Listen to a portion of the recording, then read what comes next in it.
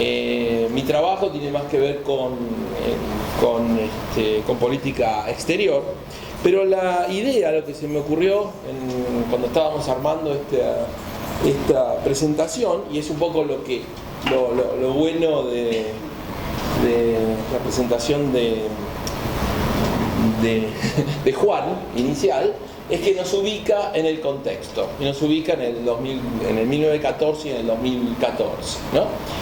En realidad ahora el interés mío es salir un poco del caso en sí mismo, sino pensar en cómo lo miramos, o sea, desde las relaciones internacionales. El estallido de la Primera Guerra Mundial sigue generando una gran fascinación, eso no cabe duda. Y los 100 años permite interpretarlas. Es muy interesante leer cómo se las ha evaluado los 25 años, los 50 años, los 75 años y los 100 años de la Primera Guerra Mundial. Y creo que Juan ha hecho una brillante análisis, fue a lo concreto y fue a lo central de cuáles son las amenazas, cuáles son los peligros, porque realmente la sensación es que en 1914 Europa fue al suicidio, fue a la muerte. Yo en este momento estoy leyendo un libro de cómo los británicos preparan su ejército. Los británicos en 1914 envían a Francia lo que tenían, era su ejército profesional, los old contemptibles, los impresentables que tenían ellos, que los alemanes decían: si los británicos desembarcan en Bélgica, los hago arrestar por la policía. Este era lo que los alemanes pensaban de los británicos.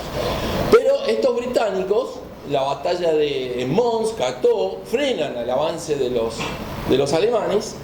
Tenemos un día tremendo que los alemanes lo llaman la matanza de los inocentes. ¿Saben por qué? Porque los soldados británicos, de muy bajo nivel cultural, masacraron una división completa de soldados alemanes formados por estudiantes universitarios de Heidelberg. ¿Qué mejor que cocinarle, liquidarle al enemigo su clase más educada y más preparada? Y los soldados alegremente iban a eso, los sleepwalkers, estos sonámbulos que supuestamente venían. Bueno, pero la guerra, que supuestamente terminaba en diciembre, continuó. O sea, se armaban ejércitos el ejército británico se reconstruye a modo tal que de 6 divisiones iniciales que envía a Francia, termina teniendo 60 divisiones para 1918, para que vean el esfuerzo. Bueno, pero ese es mi interés, ese es el trabajo de muchos de los historiadores, es el trabajo no de la gente de relaciones internacionales, y mi interés es ver qué podemos ver o qué hemos aprendido, cómo las relaciones internacionales ha trabajado, en realidad ha trabajado con la historia para mirar las causas de la Primera Guerra Mundial. Voy a presentar, este es un método muy primitivo mío, acá justo Juan habló del libro de Barbara Tuchman, Los Cañones de Agosto. Los Cañones de Agosto, es un libro de 1962, premio Pulitzer. Si ustedes lo terminan de leer, la culpa la tiene nadie. Los telegramas llegaron mal, nadie quería la guerra, había problemas de interpretación, toda una tragedia de errores, y los líderes dijeron: uy, qué pena, las luces de Europa se van a apagar por mucho tiempo, ¿qué hemos hecho? Pero, sin embargo, cuando uno sigue leyendo, y en realidad lo que ocurre en esa tragedia es que los alemanes movilizan 3 millones de soldados y los franceses movilizan 1.700.000 soldados. Y los alemanes envían la mitad y la mitad al frente oriental y al frente occidental. O sea, en ese periodo de la batalla del Marne se enfrentan 3 millones de soldados entre los franceses y los alemanes. O sea, en 800 kilómetros de frente. Imagínense el pack de gente que había, ¿no? Se chocaban todas, parecía la estación Constitución en una pipa. Bueno, entonces, el libro de Barbara Tuchman es un libro importante, es un libro interesante, pero de nuevo, y acá viene el tema de cómo ha evolucionado la historia. Hoy sabemos mucho más de lo que sabíamos en 1962, y ya no podemos decir: uy, pobrecito, qué problema, qué tragedia. Bentham Holberg no era tan buen tipo como parece. O sea, uno ya va viendo algunas cosas. Bueno, ¿de qué se ocupó la historia? No las relaciones internacionales, la historia respecto de la Primera Guerra Mundial. El primer elemento es la culpa. Una vez que termina la Primera Guerra Mundial, ¿quién tiene la culpa?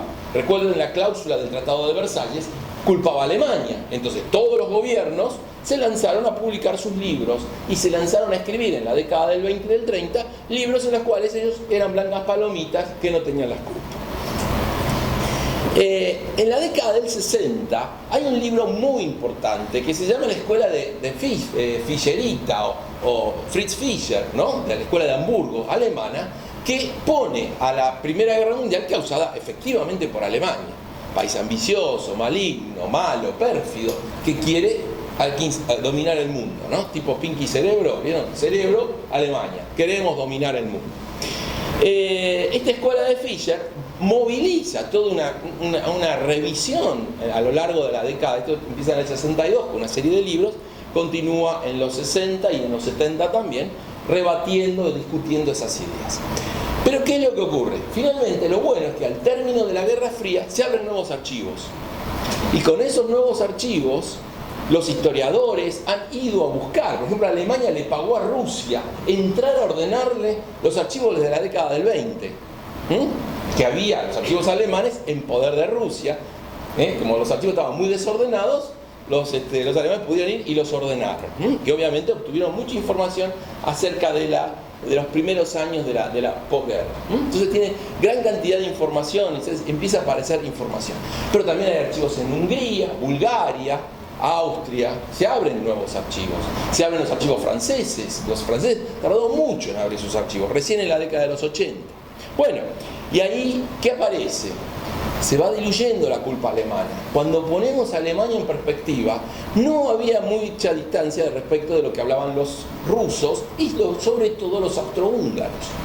Entonces, los historiadores van por esa línea. Están buscando, y además, los historiadores hablan hablan del powder keg, ¿no? Está el barril de pólvora. Europa, en realidad, en 1913 está sentada en un barril de pólvora que ante alguna crisis se pone la mecha y explota este barril de pólvora. Y lo que máximo que ya dicen es, bueno, es el endurecimiento de las alianzas. Hasta ahí llegamos. Entonces hay esquemas. Ustedes ponen en internet causas de la Primera Guerra Mundial y van a encontrar un dibujito de un barril de pólvora. Hasta hay un profesor inglés que escribió tiene una palabra, un acronismo para recordar qué significa cada cosa, ¿no? Que tiene que ver con simplemente armamentismo, movilización, asesinato, esas cosas. Bueno, pero la pregunta es ¿qué ha aportado la Primera Guerra Mundial a las relaciones internacionales? Y acá pongo la tapa de un libro, pongo causas y ahí sí pongo orígenes. Los historiadores piensan en los orígenes, los politólogos tienden en causas, aunque este libro tiene la estrategia militar y los orígenes de la Primera Guerra Mundial. Es un libro compilado por varios profesores de universidades estadounidenses, Stephen Miller, John Lynn Jones, Stephen Van Evera, Jack Snyder. Son gente muy importante de relaciones internacionales, sobre todo en los años 80 y 90. Y este libro surge en el año 84, en realidad, por la preocupación que tienen los especialistas en temas de defensa o seguridad internacional de que haya una guerra nuclear que nadie quiere. Recuerden que estaba el presidente Reagan, recuerden que Reagan golpea un micrófono y dice "We are bombing the Soviet Union", y ahí cuando se congela el corazón de toda la gente dice "No, broma, joke". Entonces la película, si recuerdan, la película más vista de 1982 es The Day After, y The Day After no es el congelamiento global, sino son los misiles saliendo de los silos, y ya sabemos que cuando salen los misiles de los silos, ya estaba, muchachos, listo, se acabó la historia. Ahí Fukuyama tiene razón, el fin de la historia, dejamos de existir. Este libro empieza a trabajar entonces sobre cuáles pueden ser los elementos o los factores que llevaron a que terminemos en esta guerra que, es cierto, no se preveía en su total magnitud. Bueno, les decía, los historiadores hablan de los orígenes, hablan de causas lejanas. La gente de ciencia política trabaja mucho sobre las causas y trata de encontrar la teoría más simple que explique la mayor cantidad de cosas. Eso es bueno y eso es malo. Yo tuve la suerte fui profesor, fui como alumno, visitante, a tomar un curso en Historia Militar en West Point, Y las peleas con los historiadores eran siempre divertidas, porque el politólogo, éramos dos, los otros 30 eran historiadores. Y claro, ellos hablaban del archivo, el debate, el documento, el dato. Nosotros con 2 o 3 datos armábamos la historia del comportamiento. Habíamos resuelto el problema. Y siempre el problema, ustedes los politólogos siempre tienen una historia fácil. Bueno, el aporte de la Primera Guerra Mundial, me voy a centrar en las causas, en las distintas discusiones de las causas de la Primera Guerra Mundial. O sea, no hay mucho más para, obviamente, que la Primera Guerra Mundial ha aportado a la historia. Pero lo que me interesa, y el otro tema, es justamente la crisis de julio de 1914, que termina en esta guerra. Yo lo que voy a hacer a continuación es elegir 3 temas, 3 momentos donde hay una interacción entre la historia y las relaciones internacionales. Y lo que quiero mostrar a ustedes es cómo han trabajado, han operado, siempre me olvido, estos 3 análisis. Son comparativos, es un análisis comparativo, un contacto entre las relaciones internacionales y la historia. El primero es una interpretación que va de la historia a las relaciones internacionales. ¿Qué dicen los historiadores en este caso, ¿no? Y otros más? War by Timetable. Los planes estratégicos y las rutinas organizacionales llevan efectivamente a la guerra. O sea, según este libro de A.J.P. Taylor, no se ve, dice War by Timetable. La guerra se produce por el horario de trenes. Una vez que están planificados los horarios de trenes, la maquinaria no se puede frenar. Es lo que dice Barbara Tuchman. Barbara Tuchman en su libro muestra que cuando el Kaiser dice detenga los trenes, el general, el Moltke, el jefe de Estado Mayor General alemán, le dice, no, los trenes no se pueden detener. El general Groener, que está escuchando ahí, mira y dice, sí, se puede detener. Es el director de ferrocarriles. Abrí la válvula, pierde vapor y se para. Pero el argumento es, no se puede detener porque tenemos que detener 1.600.000 hombres, 5.000 trenes, 500 trenes diarios, y volverlo a poner de vuelta en funcionamiento no va.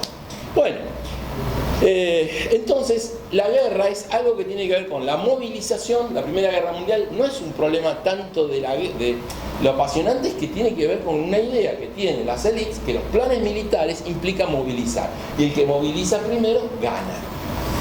Entonces, movilizar quiere decir poner las tropas en el lugar que yo quiero antes que el otro. Entonces, todo el juego de las causas apunta por ahí.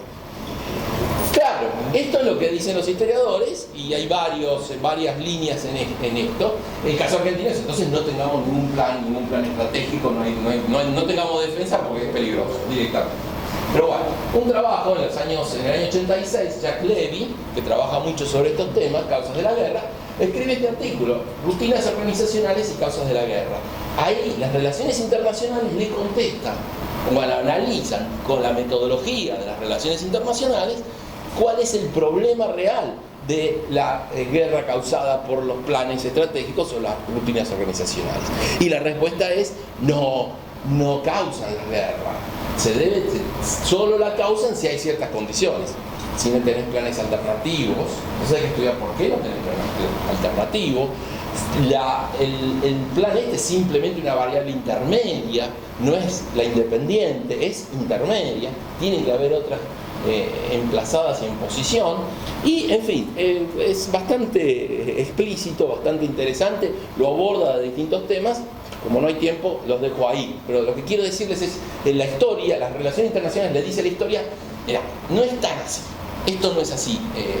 Es buena tu punto inicial, pero no porque tengas un plan estratégico vas a terminar una guerra. Lo que tenés que tener es la voluntad, no hay alternativa, todo un sistema de creencias, un sistema internacional, un poco lo que venía diciendo Juan, y la tecnología, en fin, hay muchas otras cosas más. Primer aporte. El segundo contacto tiene que ver con esto, que hablamos de la ideología o la cultura ofensiva. Este contacto es al revés del anterior. Las relaciones internacionales leyeron así de reojo, miraron algunos libros, textos y archivos y dijeron, ¡voilà! La ideología de la ofensiva tiene la culpa de la Primera Guerra Mundial. Hay 2 trabajos, uno es Jack Snyder y otro es Stephen Van Evera, está aquí. Yo, la verdad, Este artículo lo conozco porque lo leí y un día me encontré con Van Evera en un seminario y le digo, ¿cómo puede decir usted que la guerra? Porque él dice que la guerra se produce porque hay una cultura de la ofensiva. Entonces, imagínense, recién estudiante de primer año de doctorado, un pichi total, le digo a este señor que ya venía escribiendo y sabía que ¿cómo vas a hacer esto ¿cómo vas a decir que la Primera Guerra Mundial es porque hay una ideología de la ofensiva? Digo, me parece que hay otras cosas. Y la respuesta del señor fue muy sonriente y dice, qué bueno, escribí un paper irrebatible. Claro, es el juego académico. Yo me fui de ahí diciendo, acá, tienes razón, ahora usted se está escribiendo el paper. Así que no lo voy a escribir, no lo escribí nunca. Pero digo, es interesante ver que en estos autores, y este es otro trabajo también de Jack Snyder, previo, que está en el libro ese anterior, estos dos trabajos están en ese libro anterior que les mostré, y luego está este libro de Ideología de la Ofensiva, es que hay la cultura de la sociedad, la cultura de las élites gobernantes, de que había que pasar a la ofensiva, es la causa de la Primera Guerra Mundial. Bueno, por lo tanto, hay que tener cuidado. Fíjense que para mí la cultura, las relaciones cívico-militares, el culto a la ofensiva 1914-1984. Están pensando de que no se nos escape el conejo. Bueno, el caso de Jack Snyder lo mira a nivel estratégico, Van Evera a nivel táctico. Bueno, ¿cuál es la respuesta de la historia? Cuando ve estos trabajos de ciencia política que son muy buenos, están muy bien armados, discutidos y argumentados. Pero claro, lo escribe un señor que se llama Antulio Echevarria. Antulio Echevarria es un historiador muy importante, militar, norteamericano, estadounidense, es especialista en Alemania, tiene un libro muy importante que se llama Los Clausewitzianos, o sea, no es Clausewitz, es ¿qué dicen los que siguen, los alemanes que siguen después de Clausewitz? Es un libro muy, muy importante. Ha leído 100.000 archivos, o sea, ha trabajado muchísimos archivos, ha ganado premios su libro, porque es un libro realmente de una tarea titánica de investigación, y su trabajo, obviamente, fue coronel del ejército de los Estados Unidos, fue justamente analista, evaluador del sistema. Y lo que hizo Echevarria es que estudia el culto de la ofensiva, lo estudia atentamente y dice, no, en realidad no es el culto de la ofensiva así nomás. No es en realidad el culto de la ofensiva, lo que se proponían muchos autores de que el espíritu prevalece sobre la materia, era un equiparar la materia lo material con la moral. La moral había quedado, con el avance de la tecnología, muy atrás. Entonces lo que dice es una mala interpretación y un mal empleo táctico a lo sumo de la ofensiva ultranza. Pero el espíritu y la idea de la ofensiva ultranza en realidad era que hay que tener en cuenta la dimensión moral de los actores y de los militares, de los soldados. Por último, el último punto de discusión es de las relaciones internacionales a las relaciones internacionales. Este es un debate interno de las relaciones internacionales sobre la Primera Guerra Mundial. La Primera Guerra Mundial, ¿fue una guerra preventiva o no lo fue? Hay muchos autores, los historiadores han escrito mucho sobre eso, pero hay un historiador, este señor, Dale Copeland, que escribe este libro, The Origins of Major Wars, es un libro de los 90, fines de los 90, donde él, utilizando mucho el ejemplo de la Primera Guerra Mundial, eligiendo las citas específicas e importantes, y escribiendo el capítulo 7 de este libro, que se llama El estallido de la Primera Guerra Mundial, que es un libro compilado, él aquí desarrolla la idea de que la Primera Guerra Mundial es una guerra preventiva de Alemania, que la lanza en 1914 porque teme el crecimiento ruso. Bueno, le responde otro politólogo, que también es muy prolífico en términos de conflicto internacional, que se llama John Vázquez, en este mismo libro, y le dice, no, a ver, ¿qué significa guerra preventiva? Y establece 6 criterios para decir que una guerra es preventiva, porque dice que alguien, un líder, jefe de Estado Mayor General, diga hay que atacar ahora porque si no es demasiado tarde, no hace que la guerra sea preventiva. Lo que les quiero decir es que es un debate entre cómo utilizamos las fuentes y también con qué cuidado, con qué criterios definís el objeto que querés decir. Por eso digo, es interesante porque es un debate interno y la conclusión es, no es preventiva. En realidad, lo que dice Vázquez es, Coupland, vos elegiste la cita que te conviene, dejaste de lado otras citas y utilizás la foto de tal día, pero no tenés en cuenta la película. Entonces, Benthan Holbein para Coupland es un personaje maligno y siniestro, y cuando lo lees a la luz de Byron Vázquez es, bueno, Benthan Holbein, el canciller alemán, trató de parar varias veces la guerra. Tirpitz también no quería nunca la guerra porque nunca equiparaba su armada con la británica. El Kaiser tampoco era tan así. Entonces dice, el hecho de que se digan algunas frases no hace que la guerra sea preventiva. Conclusiones. Entonces, para aquellos que se quieren dedicar a las relaciones internacionales y utilizan la historia, yo soy un caso que uso mucho la historia. Las conclusiones son parciales y en principio la disciplina para la disciplina de las relaciones internacionales, la Primera Guerra Mundial ha sido un caso que permitió el avance de la disciplina. O sea, lo estudió mucho y ha permitido el avance de la disciplina y ha creado vocaciones. Yo efectivamente me dediqué a las relaciones internacionales porque me cambié de área. Yo era comparativista y hacía reformas constitucionales y partidos políticos. Tomé un curso de relaciones internacionales sobre las causas de la Primera Guerra Mundial y dije, esto es lo que yo quiero. Era que yo pensaba que existía y me dediqué a eso. Entonces, es bueno, es un punto interesante. Crea la disciplina. La importancia... ¿Qué pasó? Ahí está.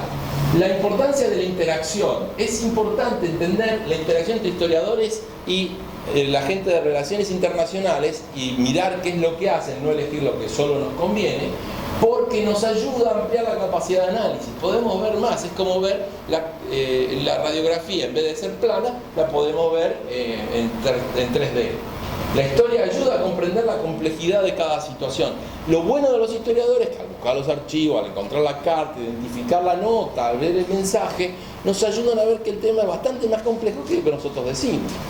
Lo que sí sabemos es que las relaciones internacionales utilizamos modelos, por ejemplo, de rational choice o modelos, recurrimos a actores racionales cuando no tenemos mucha información.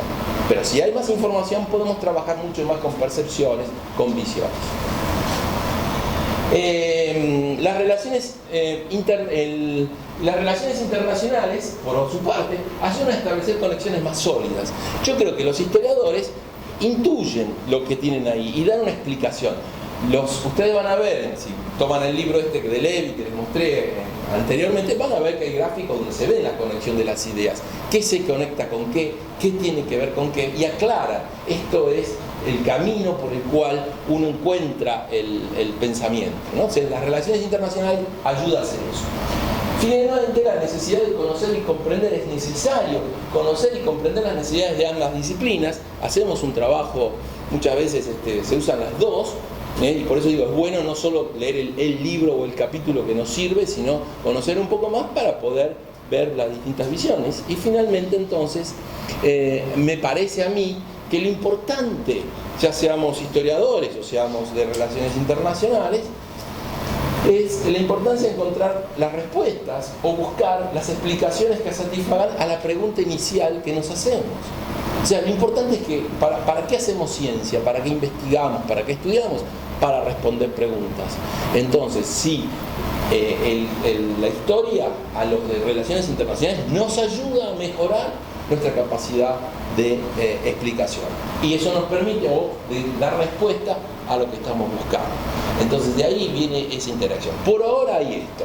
Hay más material y hay libros hechos sobre, hagamos puentes entre ambos, pero la idea un poco, les quería traer a ustedes, es la Primera Guerra Mundial ha aportado, acá solo he tomado 3 momentos, hay otras en crisis, en causas, en alianzas, en fin, en una amplitud de temas enormes, percepciones, misperceptions de los actores, o sea, de distinto ha ayudado enormemente a que avance la disciplina. Bueno, listo, gracias.